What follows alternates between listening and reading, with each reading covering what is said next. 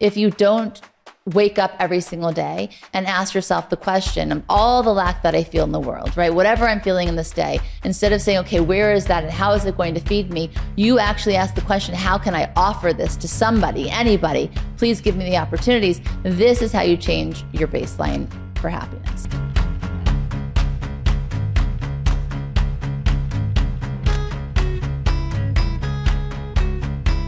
Welcome, welcome, welcome to Spiritually Hungry Podcast, episode 85. When we started our podcast, it was during the pandemic, and our table was about like this big, and we were knee to knee because we shared one mic, and we were eye to eye, and it was the most intimate and vulnerable I think we've ever been, and we did that for about 20 weeks, I think. Yeah, and I was the engineer. I recorded everything, and yes, and there was one episode. It was really fun that one time you lost the whole one, exactly. And we got to do it all over again the next day. So I'm going to start with a story today because I know how you like my stories. Love your stories, and I think it's one that you might recognize. Oh, so it's about a girl who met a boy a few years back, and this. How old was the girl? She was. Well, when they first met, she was 17. I'm pretty sure I know the story then. And then when they really met, she was about 22. And she was sad a lot of the time. Does her name rhyme with harmonica? You're ruining the story. I'm sorry. So she was kind of had a low level sadness for most of her life. And then she met a boy who made her laugh all the time. And his laughter and his happiness was kind of contagious. And she learned that she could too also be happy and change her baseline for happiness. Do you know who I'm talking about? I think it's you, Monica. That is right. So we are excited to talk about set points and baselines today. So almost in every area of everybody's life, we have a tendency to maintain a consistent level. And it can be on happiness, it could be about relationships, weight, health, the amount we work, the amount of satisfaction that we derive from our work. And we tend to go towards homeostasis, which is the Greek word for same and steady. Homeostasis refers to any process that living things use to actively maintain fairly stable conditions necessary for survival. So our bodies, for instance, are constantly working to keep that homeostasis and maintain it, whether it's blood glucose levels or blood pressure or our body temperatures. And just as we do this internally on a biological level, we also do this in our psyche in many different ways throughout our lives. So basically, these psychological levels are known as set points or base points. And we're going to break it way down. I want to start with this research by Dr. Ed Diner, who wrote The Pursuit of Happiness. And he said that individual happiness set points can be positive, negative, or neutral, right? And I know that we know many people and we can say, yeah, that one's positive mostly, that one's negative, that one's neutral. And it's the place that you kind of live most of the time. 75% of people he studied reported that they had a neutral set point. We all have multiple set points. So happiness is composed of different factors that contribute to our well-being. And these factors sometimes move in different directions. So for example, we can have both positive and negative emotions in life and at the same time have satisfaction on the rise. So, and I thought this was really interesting because I didn't expect this. He found that despite declining health or loss of a loved one, people in their 70s are happier than people in their 30s. Isn't that surprising? It is surprising. And this is why. So another person did this research at Stanford University, and she said that older people put more emphasis on finding emotional meaning and satisfaction in the present rather than expending resources on doing things for their future. And I think that's something that naturally happens as we get older if you're kind of paying attention to your life and how you're living and what you want to do. And the third one is it matters where you live. So they also found that in different nations in the world, it did affect how happy people were or how unhappy they were. They found that in nations where there was higher than average wealth and support of human rights were stronger predictors of well-being for its residents. And they found that in most countries, people are their unhappiest. What age would you guess? I Happiest teens? No, I mean, maybe today, but this is done a little while ago, in their 40s and early 50s, which I thought was really interesting too. And I do have I have an hypothesis for that. I think that that's a time where there is a very specific transition between, for instance, women stop being in that age of being able to give birth. Men sometimes, and women, have a midlife crisis. It's kind of like there's big changes happening where sometimes I think we feel we have less options, but that's just my spin on it. But yes, that's what they found. The global average for unhappiness bottomed out at 46, and then it picked up again. So I want to ask you, where we are I guess our age, right, is at the unhappiest stage according to the statistics. Do you think there's a truth to this, and why? Well, I'm sure it's true in the world out there that people, I think, like you said, I think what happens is when people are getting older, at least, there's a narrowing of possibilities. Whereas when you're in your teens or 20s, you think anything is possible. And even if things aren't working out right now, you know it can work out tomorrow, and there's sort of blue sky. And then unfortunately, sometimes maybe the problems of life, whether it's relationships or children or work, start becoming heavier. And the possibilities of making them better seem, I think, to many people to be diminishing. I think that's for one of the reasons why there's so much unhappiness, maybe in this age group. But in reality, though, unfortunately, the reality of the world is most people are not as happy as they should be. That, I think, can be said for sure. Even more than that, I think many people are too often unhappy with their lives. And that's why I have to say that this topic for me, as I was thinking about it, preparing for it, is so exciting. Because if you asked a person, I think if you asked everybody here in our audience, our listeners, do you believe that you can change? Because that's really the question. Whether you can change your level of happiness, whether you can change really anything about your personality, I think, hopefully, many people will say yes. Science. I'm not sure many people would say yes. They can change their circumstances. I think they would hope. I think that's why people spend a lot of money in the therapist's couch. And different ways, help change me to make me happy. So that means that people think they can change, right? Why do people get trainers? People hope they can change. Right. Right. The reason people do any of those self-help, wellness areas of their lives is because they believe they can change. Well, science says something very scary, but if you understand it on a spiritual level, it's actually inspiring. But the basic message of a set point is that, according to science, really almost no matter what you do to be happier, no matter what you do to lose weight, no matter what you do to make your relationship better, it's almost always going to go back to this set point, which again can be a very depressing thought. And hopefully tonight we will inspire our listeners with ways around that idea, to change your set point. Yeah, or maybe more importantly, how to use that for your benefit. But I think it's if a person goes through life without this understanding, then he or she might underestimate the type of investment, time and effort that must be invested into anything we want to change. Because, and we were having a conversation last night with somebody who's also in this sort of the spiritual space. A lot of people, I would say most of the people in the world, want to make their lives better. But what is underestimated is how much work and investment that actually takes.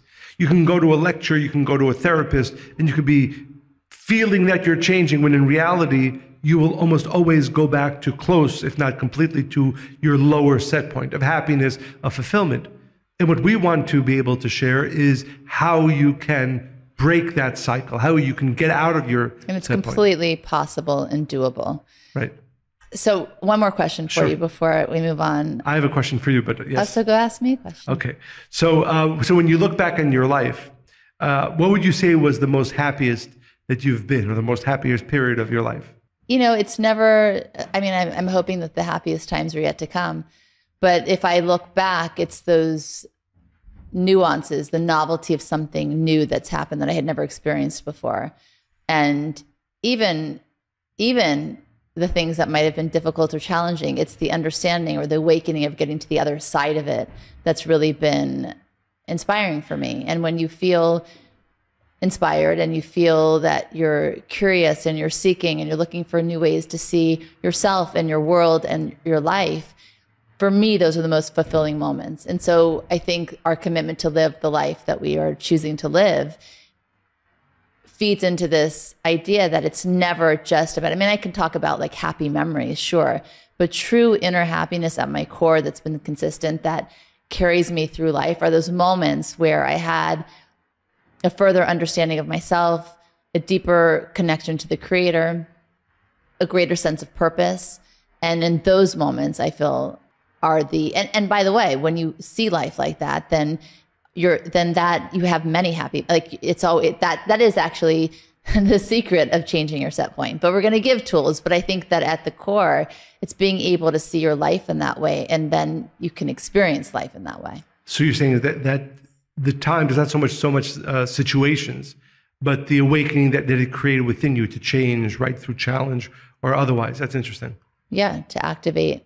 Because what's the beautiful thing about that is that it enables us to look at our lives with many greater opportunities for happiness, as opposed to saying it's a specific... It's never a destination then. Exactly, or even a specific occurrence. I have to get that promotion, or I have to get this position, and so on and so forth, or I have to get this relationship. Because the danger of that is something called destination addiction. You know, I'll be happy when, or if I can just relive or recreate that experience that I had, that I felt so happy. And that's really where people get so stuck, because in their 30s, they're like, oh, I wish I could go back to my teenage years. In their teenage years, they want to grow up really quickly. When they're 50, they're like, oh, I wish I could have been 30. That was the really best time of my life. And then you're never really in the present, and you're never looking forward to the future. So it's this cycle that just breeds more and more unhappiness. And that's a sure way to keep your set point where it's at. So I think it's really living fully, and not just that, understanding and seeking purpose and meaning in every single situation, because everything is roadmapped to where you ultimately want to arrive to. And it's not a destination, it's more of a being and a knowing. And a little bit off topic, but you said something which I think is very important, which is the fact that you believe, you hope, you believe that your happiest days are yet to come, which I think, again, is the way a person wants to get to a place where he or she lives their lives. Which is not saying that I'm not happy. No, of course. You're happy now and even greater. That, right. For sure. So it reminds me, I think it's a Simpsons quote where the kids are complaining to their dad. Did you watch The Simpsons? No, I did not. But somebody quoted this to me, and I was very impressed by this writing. Because I didn't think that was like your genre. No, but I love this. I love this line where the kids are complaining to their dad, and they say, "This is the worst day of our lives." He said, "Just wait." And then he says, "So far." All right, Simpson.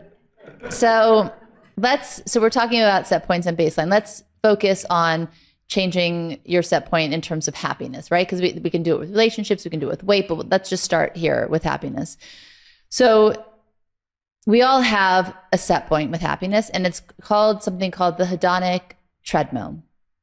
It's defined as the observed tendency for humans to quickly return to a relatively stable level of happiness, despite major positive or negative events. So it doesn't matter if a person wins the lottery, and this was a study that they did, or people became paralyzed, either quadriplegic or paraplegic. They found that even in those two examples and those two situations, based on case studies, that of course initially a person winning the lottery was ecstatic, and somebody who had a horrible accident like that was devastated and depressed. But then eventually what happened is they came to where their set point was. And if a person, even who became paralyzed, had a higher set point than somebody who won the lottery, they actually were happier over time. Really, really fascinating and really inspiring, because it shows us what we're capable of. Well, right. So there's positive and negative to that, right? Yes. The positive is that even a person in a tremendously negative situation knows that they most likely, naturally, at some point go back to their higher set point of joy. But the negative, of course, is the fact that somebody who is experiencing higher levels of joy than usual should be aware, which, that he or she will most likely fall back down to whatever their set point is. And I think, again, what we want to share is, how do you change that, right? How do you change that? And we are going to tell you. So in the original theory of the hedonic treadmill, they concluded that people immediately react to good and bad events, but in short time return to neutrality. They incorrectly concluded that any effort to increase happiness is pointless. So this was in 1971. And since then, they've discovered that you can actually change your set point. So it's important to know that your happiness will return to its baseline unless You're aware and actively work toward elevating it. So Sonia, her last name. Yeah, it's a hard last name. Lumberiski. Yes, I believe something like that. So she found 3 components that make up our happiness baseline. So the first, our inherent and possibly genetic set point. This is our natural predisposition for happiness. Some of us have a higher set point, some of us have a lower. Like I said, when we met, and you still do, but I'm kind of catching up, higher set point than I had, right? Naturally. So that makes up for 50% of our experience of happiness. 50%, big number, yes. The next 10% is made up of external circumstances, how much money you have, if you like your job, how you feel about your life, your possessions, your status, the physical world, basically. That's 10%. The magic lies in the other 40%, known as voluntary activities. It's where we can raise our overall happiness baseline. By changing our thoughts and changing our actions, we can change our overall experience of life. So 40% is within our control to change how happy we are, how we experience our lives, which is a huge number. Right. The only caveat is that that necessitates true investment of effort and time. Which will lead us to the next point. In order to change that 40%, you need to become a being that is more focused on sharing, on kindness, on caring, on giving than receiving, which is the point of the wisdom of Kabbalah and why we do what we do. Because if you're not in that realm, if you don't wake up every single day and ask yourself the question of all the lack that I feel in the world, right? Whatever I'm feeling in this day, instead of saying, okay, where is that and how is it going to feed me? You actually ask the question, how can I offer this to somebody, anybody? Please give me the opportunities. This is how you change your baseline for happiness. Interesting, right? So, I mean, that's a very spiritual idea, but one which is also proven in practice, right? The fact that the only way to transform our baseline or elevate it, hopefully, is by doing actions that go out of ourselves, which again, I think is counterintuitive. But the good news is science backs this up. So what we're saying is to any person who is not yet at the highest level of their happiness, and none of us are there yet, one of the things that we must do is actively pursue going outside of ourselves. And we mentioned this before, right? The unfortunate reality is even people who are involved in spiritual study, pursuit, it often becomes about them. And that can never be a path towards the ultimate state of happiness, the ultimate changing of our baseline of happiness. Well, let's break that down for a second, because I think that people get really confused at this one spot. I mean, I often say, instead of self-care, it's really self-interest, right? It's about being able to see yourself day to day, giving yourself honest feedback about what you might want to change. It can't just be about how can I feel zen or feel good, right? It has to be more about how can I activate and create and influence change and happiness in the world and thereby receive it for myself. Because, and this is, I think, maybe the most important concept to take away, that is an impossible journey. The first one, which is if I meditate enough, if I have enough wisdom, I will be. If I remove myself from the stresses of the world, right, and I just isolate myself. Right. So if I had all the physical things that I'm hoping for, the great relationships that I'm hoping for, that is a path to baseline. And the only way to break away from that is what I would call the spiritual work. As one of parts of it is, as you mentioned, is the fact that one cannot achieve fulfillment, or at least the ultimate state, or the breaking away from the baseline, unless they are pursuing outside of themselves, sharing outside of themselves. And there's a kabbalistic concept, and there's a verse from King Solomon. He said, there is nothing new under the sun. And what the Kabbalists take that to mean is exactly this point, because this might be the greatest human fallacy, that I am unhappy now because I'm having this issue. I am unhappy now because I'm lacking this relationship. So we can make up a list. Most people can, certainly those who are not feeling the ultimate state of fulfillment or happiness. These are the reasons, and we can point to them. Again, physical, even spiritual. I'm not meditating enough. That entire list, even if you achieved every single one of those, will not bring you to greater happiness. I think that's the point. How is that connected to there's nothing new under the sun? Because the sun represents everything of this world. Mm-hmm. And the pursuit of that, which, again, probably the greatest fallacy of human wanting, is that the reason that I can point to the reasons why I'm unhappy. Well, no, actually. The reason that you will always go back to that baseline is because the only way to break through is what I would call the spiritual pursuit, but the true spiritual pursuit in the terms that you said, going outside of myself in ways of sharing. And if you really, really accept that, then begins the work. That's so interesting, is the way I hear it when you say there's nothing new under the sun, or King Solomon said, is that it's our responsibility to discover it. It's all about our, as you said, pursuit, right? What are you seeking? What are you going after? What are you finding? Because there is nothing new, right? You're only going to, you can have the same routine every day. You can see life as you know it. And if you're not searching and you're not curious and you're not trying to pick up the rock and finding something new and different, you're not going to be happy, right? I mean, I think that's part of, it's almost like a secret message of what you should be doing. Right, but searching in the right places, which I think begin because the reality is that most of us are searching for happiness in places that can't bring it to us. And that's the whole, I think, the secret of why, because the question we always have to ask ourselves is, why is the hedonic treadmill the natural state of human existence? Because the understanding must be that nothing of that list that one could make up right now, every one of our listeners, I'm sure if we ask them, well, how happy are you on a scale of 1 to 10? 6. How do you get to 8? Well, if I had this, and that. Well, I hope somebody asked that question. That's a good one. Well, again, but the point is that is the wrong answer. And until we understand that there is nothing that I can take, that I can receive, that will break through my baseline of happiness and bring me higher to an 8 or a 9, then unfortunately I can take as many spiritual classes, I can do as much meditation as possible. I will not break that baseline. I also find people who have a spiritual practice or discipline, and often they get stuck in a routine without even realizing it. A big part of being happy is being able to create new neural pathways in your brain. And that only happens from seeking change. You change the wiring of your brain when you seek out different things. So if you wake up every day at the same time and you do the same exact thing, even if it's spiritual, chances are you're not going to be that happy. Absolutely. And so I think it's important to talk about some of the tools. I know that you wanted to share some of them but again, I want to underline this point because I have seen throughout the years so many people who are even spiritual seekers who make this mistake of thinking, I can still believe that the pursuit of that list, and each one of us has a different list, that is what's going to bring me fulfillment and happiness.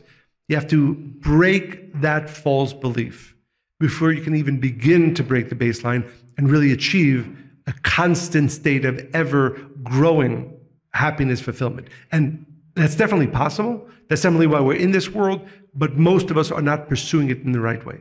As a matter of fact, we're pursuing it in the wrong way. Or maybe not pursuing it at all. We think we are, but it's kind of walking in place. So Tal Ben-Shahar, who I've quoted before, I really like his writing. He talks about 6 tools to amplify your happiness or level of happiness. The first is give yourself permission to be human. I love this. Because so often we're so hard on ourselves. We're so unkind to ourselves. We expect perfectionism. And then when we don't get there because it's impossible, then we kind of stop, we pause, and then we're just in this low level again. And I think that my unhappiness early on was that I was pursuing perfectionism. I had to be perfect for me to be able to earn love and for me to be able to earn success or just earn the right to eat or exist at that point, right? So I think the idea of being human is huge, that you accept all of your emotions, your fear, your sadness, even your anxiety, and you don't reject any feelings. So the first is just you're a human being having human experiences. And from that space, then that's the beginning of change. The second thing he said is simplify your life.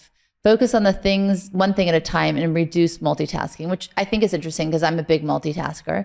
But if I think about it, I don't even have time to bake that much anymore. But there were times where I was baking for a bake sale for the kids or whatever, and I'm doing like 3 or 4, 5 different things at the same time, baking different things. And it's not really fun and it's not really pleasurable. And, it's about really being in the moment and allowing yourself to just be simple. The third is find meaning and pleasure. Engage goals that you want to achieve instead of what you feel obligated to do. And many people live their lives with, what does this person expect? What do they want me to be? How did I show up for them? And you really have to start with self. You have to make sure that you're living your life and not somebody else's version of what your life should be. 4, focus on the positive and be grateful. So each day write something, maybe 5 things down that you're really appreciative of. I mean, we talk about appreciation and people know they should, but if you don't at a very basic level just appreciate even the idea that you can wake up each morning and have the freedom to choose how you want to spend your day, or to be able to walk, or to just do whatever you want, you're not really going to be happy, because you're always searching for, and it's never enough. And I'd like to go a little bit deeper, because again, one of the ideas that I think, because we do talk about being grateful, and sometimes that becomes a trope and people don't really do it, right? So there's this idea, again, also scientifically backed, that one of the ways to awaken appreciation for the gifts that we do have in our lives is the concept of surprise. And I was really interested, as I was preparing for the podcast, reading about this, is that one of the things that really makes one of the many, many reasons why you love me. Why I enjoy our relationship so much is because you're always surprising me in different ways. Me too. I surprise myself too, by the way. Yes, that's why you're happy. But the point is, so when we talk about appreciation, it's scientifically proven that people who take one day, an hour a week to write down the blessings that they have in their lives, they are happier people. Proven. Now let's talk about surprise. So there's a study that asked people to select an activity, because what happens, what about the things that you aren't necessarily happy, that you have to do, right? Some people are in a relationship, they don't necessarily find the happiness there, even though more often than not, there is great happiness to be excavated from there. Or their work. They've been doing the same thing for 20 years, and maybe now there's a great challenge. So not only is their baseline not being met, they're actually below the baseline. So I found this, again, as I said, and really for our listeners, I really hope this begins a new activity of pursuing surprise. And that, for the ultimate purpose, is that will actually bring a greater level of fulfillment, done consistently. So the study asked people to select an activity that they disliked. The examples they gave here is vacuuming or commuting or watching American Idol, which I've never watched, but those were the 3 things.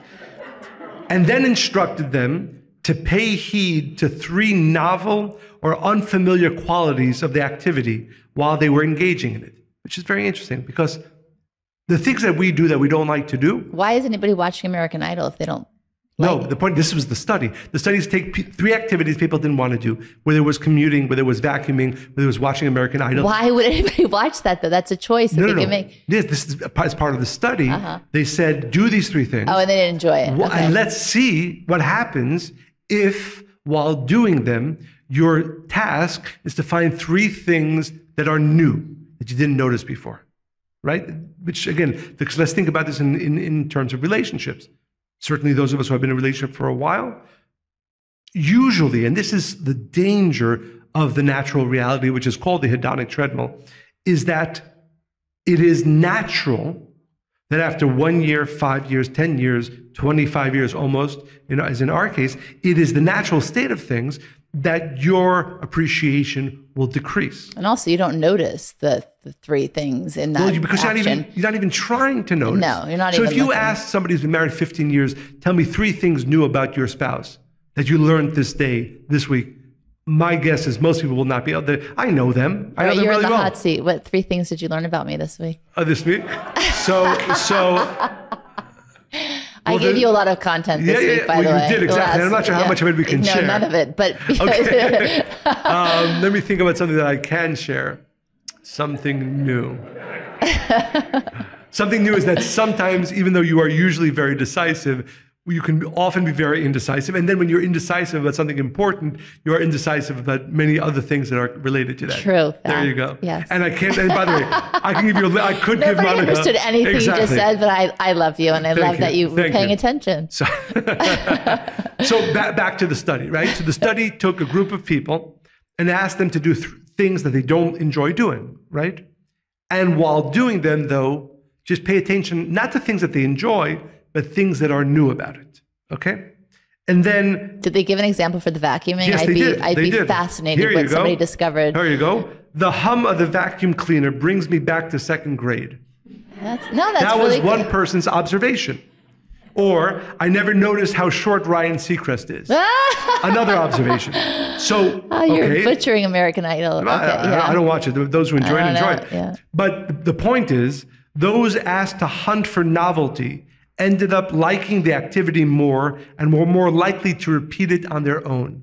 And if you think about that, that's amazing, right? So what it means is that you can take a human being, most of us, and what was the third one? Traffic? Traffic, yeah. What was the interesting thing? No, I did. That's in the study. Research, content. Yes.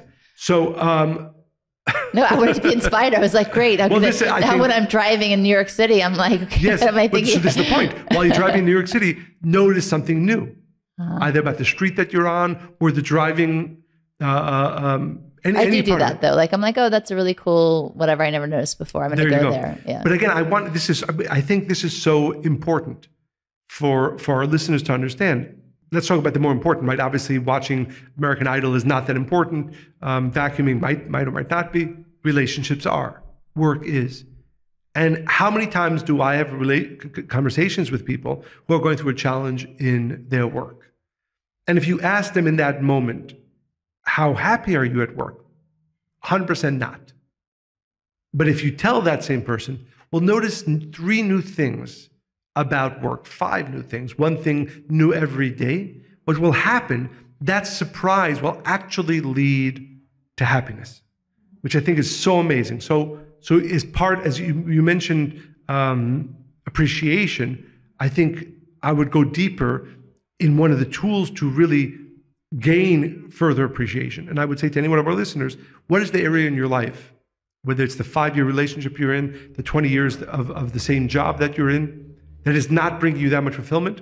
Science tells us not just appreciation, which sometimes is hard to come by when you're going through the challenges in those areas, just start finding new things, finding surprising things. So it's not so much what you do, but it's how you think about what you do that changes your experience of your life. So if you're vacuuming and you're like, oh my God, this is so tedious and I don't want to do this and this and that, you're never going to find joy in that versus looking for something new and it has to be done. You've decided to do it. So how can you make that something that's going to help you? And to the point, I think too often in life, a person is in a relationship that can be a great relationship. And the overwhelming thought is, same old, same old. Or it's not what I thought I'd be in. And you compare it to what you thought you should, what relationship you had idolized when you were younger. Right. And the reality is that you can create, this is one example, through appreciation, maybe more importantly, through finding the surprise, you can actually create newness in the relationship. Well, that's what's interesting too, because even if you have to, and the vacuum things, I think that's really just not something I would enjoy doing every day. If we think about routine, there's certain things we have to do, but even in your routine, you can switch it up. And I thought this was really interesting too, because an average person has about 12,000 to 60,000 thoughts a day. It's a lot of thoughts. 80% of our thoughts are negative. 95% of our thoughts are repetitive. Okay, just think about that for a second. Crazy. And we think like, oh, I'm in control. No, actually you're not. If you're not paying attention to what you're thinking, 80% negative, 95% repetitive. So it's so important to be able to change our routine just by changing. And that's why I was speaking to somebody this week and he's really afraid of flying and he felt like a failure that to fly, he needs to take a Valium and take a red eye. And so he stopped doing it altogether because he wasn't doing it in the right way.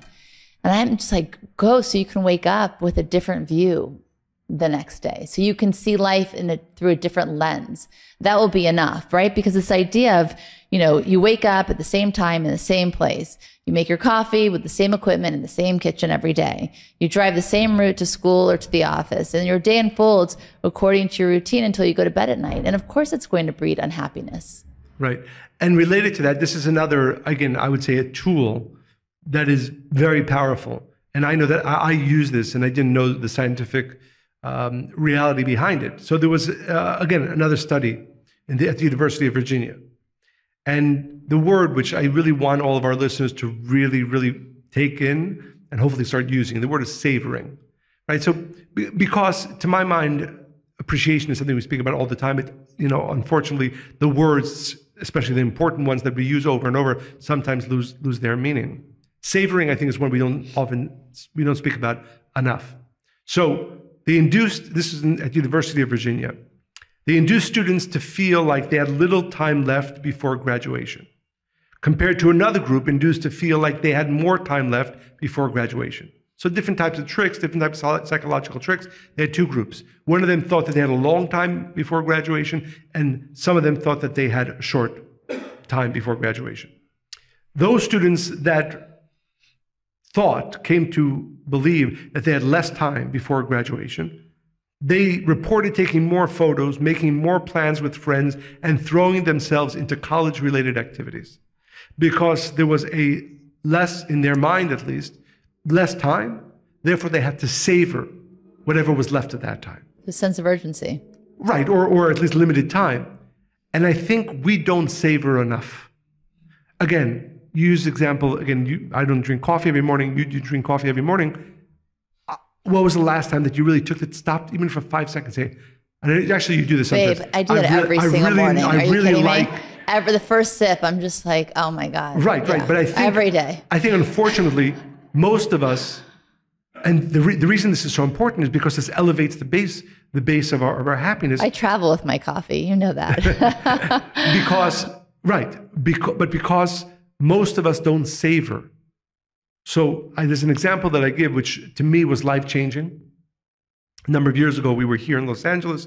We lived a few blocks away from here, and I was coming on a Friday night towards the center. And our older daughter, at the time she was 6 or 7 years old, maybe younger, I was holding her hand, and we were walking for a few blocks, and she was singing a song.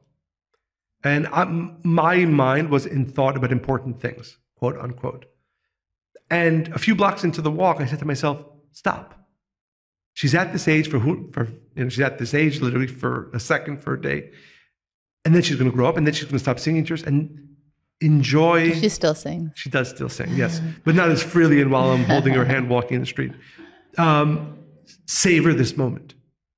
And literally the last 3 blocks, so 5 minutes, however long that took us, I was savoring that. And I can tell you how much joy that brought me. So what I say to our listeners is that when you talk about appreciation, one of the biggest mistakes that we make is we do not savor.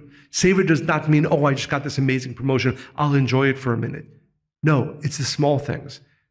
Find what to savor about your relationship with your children, with your spouse, in your work. For the purpose of, and this is maybe the most important idea, if you savor, if you are grateful, you will find, but consistently, this only works. None of this works if you hear a podcast inspired to do it for a day or for a week. Right. This has to become your new way of living and experiencing life. So again, how many of us go out to a restaurant and enjoy a meal, but don't savor it enough? Savoring is limitless. And most importantly, if and when it's done consistently in as many areas of our lives, then we are able to raise our set point and find over time, if we do this consistently, that our set point is higher, that we actually are happier, even though nothing has changed. And this is the beauty of savoring, of appreciation, of surprise. Nothing has to change. Nothing has to change. But your view of it, your savoring of it, your finding the surprise in it, your appreciation of it, that changes everything. And also, don't you find that some people, their appetites can never be satiated, right? But that's the remedy. If you stop and you savor each and every moment, you actually feel fulfilled, you feel satisfied, and you feel happy. And again, I'm hoping that our listeners take this in, because I can tell you from constant practice, this really changes everything. Because you started in the beginning, you mentioned the fact that, we are all in pursuit. And what science tells us, the Hedonic Treadmill tells us that no pursuit of new things is actually going to change the set point. So what will change? Well, the tools you gave, appreciation. I didn't finish my list. Oh, I will. Sorry. Surprise, savoring. I wanted not to gloss over them too quickly, because they are literally life-changing. As a matter of fact, they are amongst the few things that actually can change your life. And they're not that difficult to do. It just takes consistency. Consistency. I think that's, unfortunately, human nature goes back to a set point. And that set point devalues, or at least does not put enough focus on appreciation, on surprise, on savoring. So it will take a lot of effort and focus to do this, but if you realize that focusing on surprise, on savoring, on appreciation, going outside of yourself, that is the pursuit that actually makes you happier. The new job, the new relationship, again, they can be in addition to that, but they are not what is going to elevate or break your set point. Well, there's a set point in relationships, right? You can have a couple, one set point of happiness is higher than the other, and they both agree to change and put energy in the relationship, and they expect to be equal. It's important to understand where you're at. I mean, even with weight, right? That can be changed by diet, exercise. So you don't have to accept the set point you're at. You just have to learn ways to activate it and to raise it. Again, the only thing I would add to that is that don't take this too lightly, because this type of real change will only happen with consistent investment and work. I think part of it is also choosing the right environment. I think that if I hadn't met you and I hadn't seen you as a model for that, right? I mean, we laughed and we still do. I didn't understand, I didn't taste what that was until we met, right? So I think it's really important to choose your environment, to choose who you spend time with, to choose who you avoid if they bring you down, because it affects you not just in the moment. It actually makes you stay in that space if that is the one that you continually visit. Absolutely. Do you want to? Yes, back to my list. Number five, five. Increase the effort you put into your relationships, which we touched upon. And I would say use some of the tools that we spoke about as the way to invest newness. And not just romantic. I mean, talk to your children, listen to them. Every person that's important to you. Even friends. I mean, I can tell you, and we actually speak about this a lot. All of us, most of us have friends. But the amount of fulfillment that we get out of those friendships can vary greatly, either at a baseline or more. And one of the things I know that we pursue with friendships, not just, as I said, in our relationship, in our work, newness, surprise, savoring, you will see, and I cannot express this enough, you will see a dramatic change if you do it consistently in all areas of your life. And do new things with friends. You don't have to change your friends necessarily, but change it up. Absolutely. And the sixth one is be mindful of mind-body connection. And you know, I'm big on this through exercise and the practice of meditation and yoga and breathing techniques. Research shows it changes our levels of happiness. It removes depression. And I can't tell you how much clarity I've had on issues just after a workout. That's one thing that surprised me about you, because this doesn't happen to me. I know. If anything's going on in life, you go to exercise, you come back, and suddenly you have clarity. I came back and I was like, boom, boom, boom. And this is what I just realized. Exactly. Yeah. It doesn't happen to me. I mean, I enjoy exercising, but it doesn't necessarily, solve all my problems. Alrighty. I want to end with one more, well, it's not an end because you are all participating this evening. But I thought this was really interesting. I think that we often get stuck in a rut and we believe that this is our life and we can't change our set point. And I hope, again, at this point, you guys all realize that you can, but we start to find ways to make life a little bit more tolerable for many.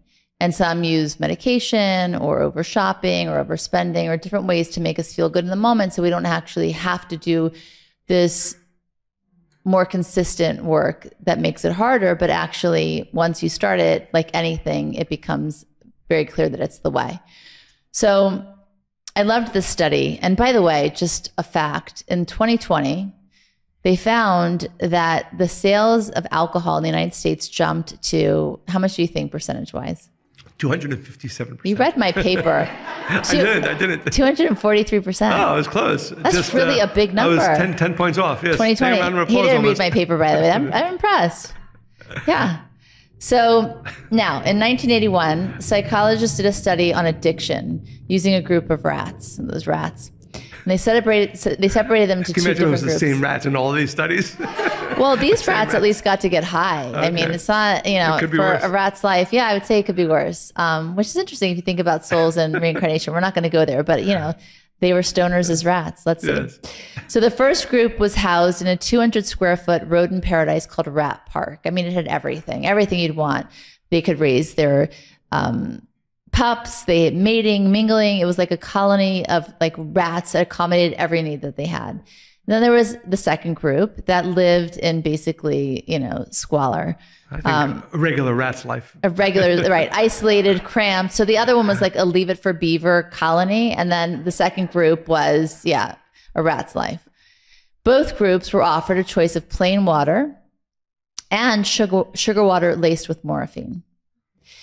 So the traditionally caged animals became instant addicts, which I think is interesting. But the residents of the rat park tended to, just like Nancy Reagan, they just said no. And they avoided the drug-treated sugar water altogether. They didn't even touch it. And what proved staggering, and I thought this was really the most important, interesting part, is that in the study, when the addicted rats would visit the rat park, they wouldn't touch the morphine-laced water either, even though they were addicted to it. They would just avoid it altogether. So the study gives insight to how sometimes we dull our pain when we lack fulfillment with mood-altering substances. But for our perspective and how this works for us is that instead of indulging in that kind of behavior, right? Shopping too much, drinking too much, maybe even gossiping too much, whatever it is, there's another way. Understanding, having that awareness that you can change your baseline. Then we have free will, right? Then we have freedom. Then we have choices, and we're not going to engage in behaviors that we know aren't good for us because we're choosing something else and we put our energy something else. And I think that that's what was really interesting, that even the addicted rats, when they went into Rat Park, they didn't touch the stuff because they had a different reality. And it's up to us to create the reality, to choose the right environment and the right people to be around and the right thoughts to think, right? If we know 80% of our thoughts are negative and 95% are repetitive, then how much time do we stop and say, wait a second, who is driving this life? Absolutely. I was a little distracted, and just the song that came into mind was "It's a Rat's Life." Is that a song? No, it's not. It's different words, right? It's so a hard confused. Life. No, that's a song. That's a song. Sing it. It's a rat's life. That's all I can sing. Sing it. It's a hard life. I don't know that. I don't know all the words. You can't introduce a when song. We were in London 3 weeks ago. Monica asked me to sing a song, and I'm all game to sing a song. I just didn't know the words. No, you knew the words. I didn't. If you would leave our listeners with thoughts, what would you? Well, I think that it's two things. I think that we avoid, because what are we talking about? Bottom line is change, right? And I think that we avoid change for many, many reasons. It's hard, it's scary, it's the unknown, and maybe the devil we know is better than the one we don't, and so we stay. And that leads me to the next point is that's why we settle, right? My life's better than my neighbor's, at least I'm not alone, at least I have a relationship, but it's not great, but it could be worse, I could be all by myself. So I think it starts with really changing our belief systems, changing our thought, changing how we think about our life, and understanding that living a great life is completely our responsibility to make sure we do so. Because we know, like the example I gave earlier, somebody wins the lottery and somebody had a horrible accident, and you can see people who, one has no reason to be miserable, and they are, and the other one probably has reason to have grievances with life and what they were dealt, and they are happy. So I would say that in conclusion, I don't want today just to be about words. Really know that each one of us will get to a place most likely at the end of our life where we're like, wow, why didn't I choose happiness? Why didn't I choose to actually affect the change in my life that I so craved? And we were with somebody at dinner also last night, and I thought it was so interesting. He said, I went to a therapist and I went here and there because I wanted them to change me. And I only saw changes in my life when I decided and I understood that I need to change myself. Absolutely. And this is how you do it. Absolutely. And I would just add that, yes, the understanding is that even though science says that for the most part, most people always go back to their baseline and they can't really increase that 40%, level of happiness. 40% though, you can. Of course you can. Absolutely you can. Every single one of us can get to a higher base level of happiness. But, and this is the big caveat, what most of us believe will get us there is not going to get us there. As a matter of fact, the pursuit of those things will not get us there. Not that they're not worthy of pursuit on their own, but what will get you there is the investment in using some of the tools we spoke of to actually change your baseline of happiness, because you don't need anything else, anything new in your life today, except to use these tools and find a way to transform your baseline of happiness. Well, thank you all for As usual, I say, we hope you enjoyed listening to this podcast as much as we enjoyed recording it. And stay spiritually hungry. Bye.